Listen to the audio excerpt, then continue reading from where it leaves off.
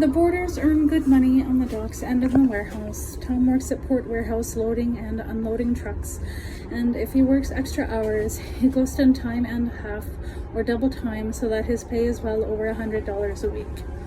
Peter McNamee works at Merchants Refrigerating Company, unloading and storing the meat from the freezer trucks from Chicago.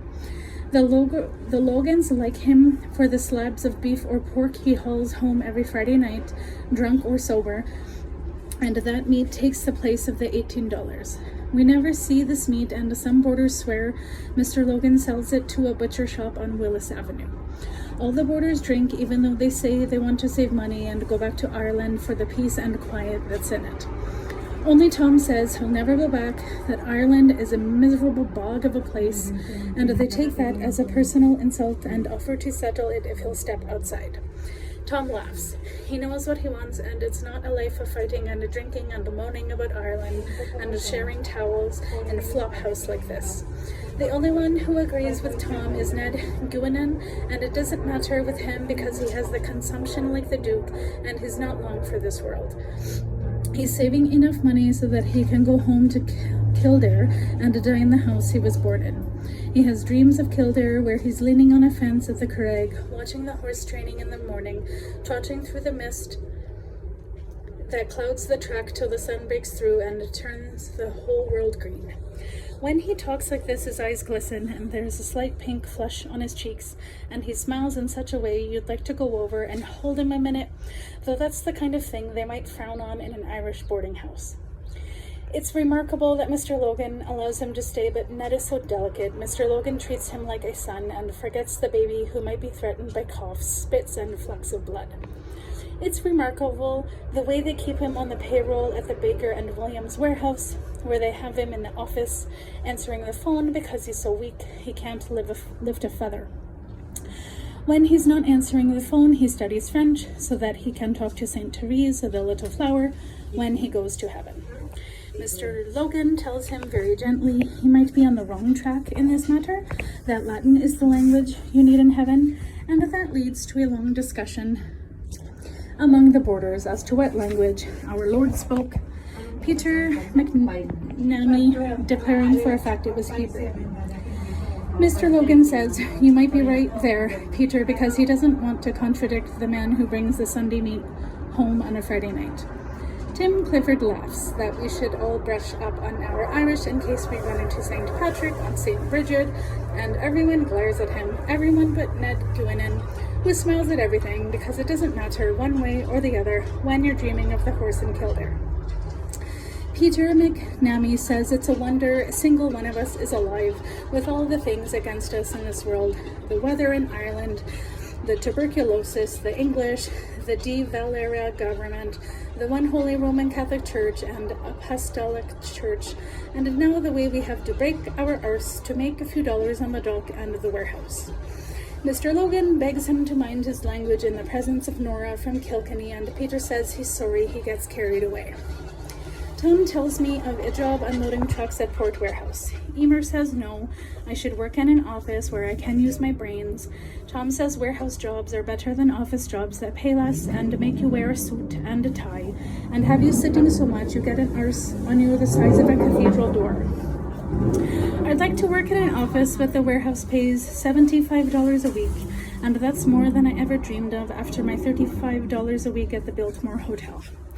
Emer says that's fine, as long as I save something and get an education. She talks like that because everyone in her family went to school, and she doesn't want me lifting and hauling till I'm a broken old man at the age of 35. She knows from the way Tom and I talk about the boarders that there's drinking and all kinds of blackguarding, and she wouldn't like me to be spending my time in bars when I could be making something of myself.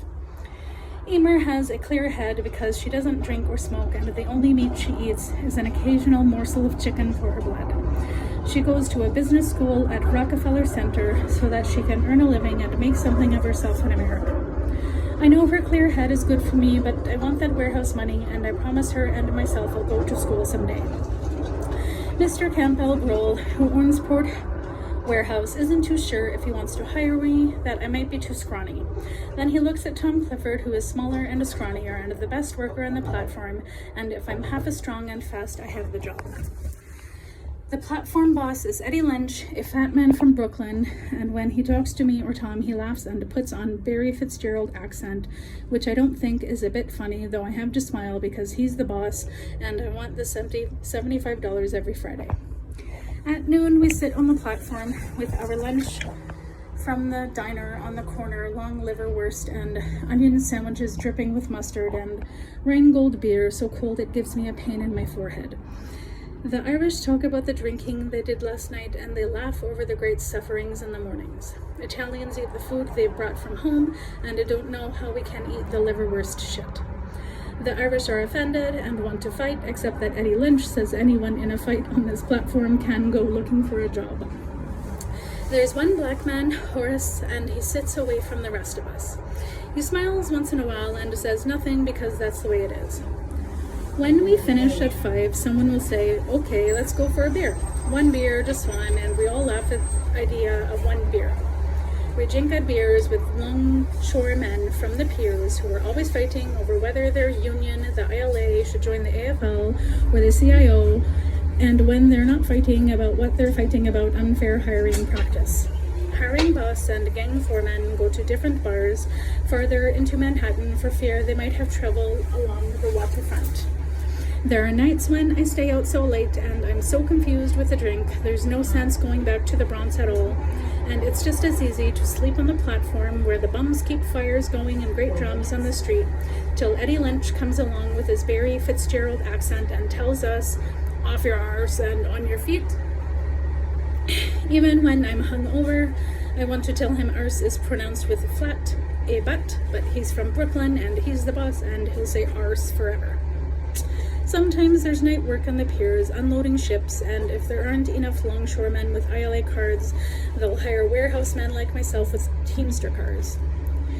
You have to be careful you're not taking jobs from longshoremen because they think nothing of sinking a bailing hook in your skull and pushing you down between ship and a dock on the chance you'll be crushed beyond recognition.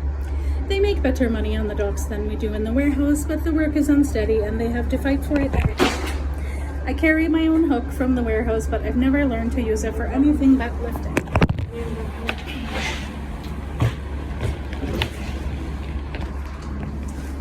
After 3 weeks at the warehouse and all the liverwurst and beer, I'm scrawnier than ever. Eddie Lynch says in his Brooklyn brogue, Faith and Begorra, I could stip you and Clifford through the arse of a sparrow, 2 years. With the nights of drinking and working on the piers, my eyes are flaring up again. They're worse when I have to handle sacks of hot Cuban ban peppers from United Fruit ships. Sometimes the only thing that will give me relief is beer, and Eddie Lynch says, Jesus Christ, the kid is so desperate for the beer, he's pouring it through his eyes. The warehouse money is good, and I should be content, except that there's nothing in my head but confusion and darkness. The 3rd Avenue L is packed every morning with people in suits and a dress, fresh and clean and happy in themselves. If they're not reading newspapers, they're talking, and I hear them describing their vacation plans or bragging about how well their children are doing in school or college. I know they'll work every day till they're old and silver-haired, and they'll be content with their children and grandchildren, and I wonder if I'll ever live like that. In June, the papers are filled with stories about university commencement exercise and pictures of happy graduates and their families. I try to look at the pictures, but the train rocks and jolts, and I'm thrown against passengers who give me superior looks because of my work clothes. I want to announce that this is only temporary, that one day I'll be going to school and wearing a suit like them.